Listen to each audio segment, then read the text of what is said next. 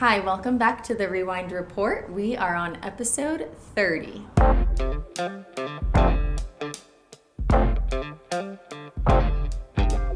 And today we're going to be talking about why your skincare is not working and maybe give you some tidbits about things that might be missing. Right, so your skincare can only do so much. So it's a good foundation and a good way to keep up whatever you've had done. But sometimes, as in volume loss or severe sun damage or laxity, deep wrinkles, we need a little bit more than just a cream or a potion to fix that. So things like IPL or Sculptra or Dysport or some of the lasers. We also have our PRX now. Those can kind of give you like the diving board to jump off of, and then think of skincare is more of a maintenance at home that you're going to follow. It's like your homework. You're going to follow up with whatever we did here, and you're going to maintain the beautifulness at home. Yeah, and often even outside of aesthetics, like in a dermatology setting, a lot of skin conditions that derms deal with, they prescribe you topicals or compound creams that aren't necessarily meant to cure the problem, but are keeping the symptoms kind of at bay. A big one that comes to mind is like rosacea. A lot of the times they're giving you a topical like antibiotic or a topical like high percent azelaic acid just to keep the redness down, but they're not curing your rosacea.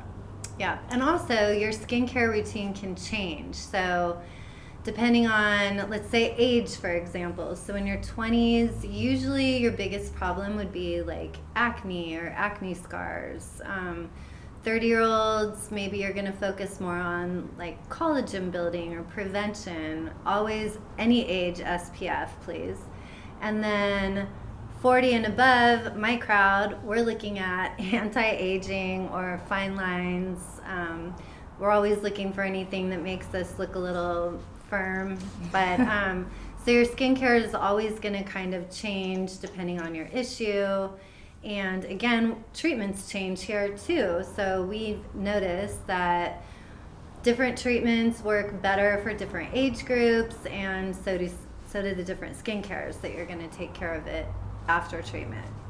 Yeah, and sometimes the treatment itself is actually going to set up your skin to absorb the topicals or the skincare that you're using at home better. So sometimes if you go to the store and maybe you're spending hundreds of dollars on various products. You have like the whole kitchen sink in your bathroom of skincare products, but your skin barrier itself is out of whack or, just not able to absorb most of what you're putting on. Sometimes it needs a reset that requires some of the treatments that we do in-house. And I think that's a big point to make, is that when it comes to skincare, sometimes consistency is way better than complexity. Like, we don't need to have a million products, and not every product that your best friend or your mom or your aunt or your boyfriend, whatever it is, that they use is going to work for you. So to break it down super simple, skincare, I think you need a really good cleanser. And by good, often I mean like simple cleanser. You don't need a cleanser that says it does 10 different things. That doesn't exist. Just a simple cleanser that's non-stripping. You need like an antioxidant or something that's going to help revive the skin or protect it from UV damage or free radicals out there, like a vitamin C. And then that's a whole other podcast, because vitamin C is a very tricky topical to use. So that's something that you have to talk to with your us. Yeah. Just kidding. With us, with your derm, with a professional that knows knows vitamin C, because one vitamin C might be great for Susan, but this vitamin C might not be good for her, but it's good for Sandy, Yeah. So I would say something of that sort.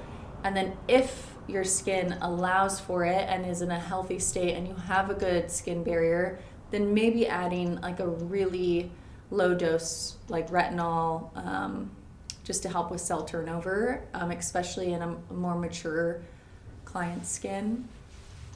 And then a good moisturizer and an SPF, and then call it a day. Honestly, that is the most complex I would get. Yeah, I would keep it simple. There's a saying, keep it simple, silly. Bottom line, the best skincare product to invest in is SPF. I think that if you were going to do anything, forget the serums, forget the retinols, forget the actives. If you wanted it so simple, pick SPF, because SPF is going to protect your skin from so many, skin problems and concerns that come along with sun damage. Pigment. Yes, pigment. Yeah. Like a frog over here. Pigment. Yeah, that's what I'm talking about, pigment. No, but sun damage can do so much more. It beyond just causing sunspots and pigment, it disrupts collagen production. It can cause skin laxity. It dries out your skin. And like the big C word, it can cause skin cancer, is what she's saying. I mean, it's good for you, SPF. Yeah. And it's not just for beach days. It's not just for your hikes outside. It's something that you should wear every single day. To be safe.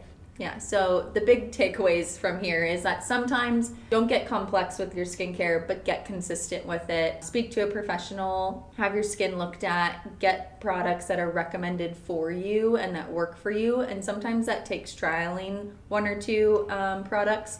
I'll send home a client with a sample and just tell them, try this for a week. You're putting teeny amounts on nighttime or whatever the regimen is. Just to see how their skin starts to adapt with it. Also, there's some products that you need to stay on for like at least 3 weeks to see if they're causing any change. Skincare doesn't work magically. It's not a one and done. And then if your skin barrier is not intact, sometimes it is important to start off with a treatment like microneedling, IPL, Sculptra, maybe a chemical peel, or PRX, which we'll talk about that in another episode. So with that being said, stay consistent and don't get too complex. Keep it simple, silly. Bye, guys.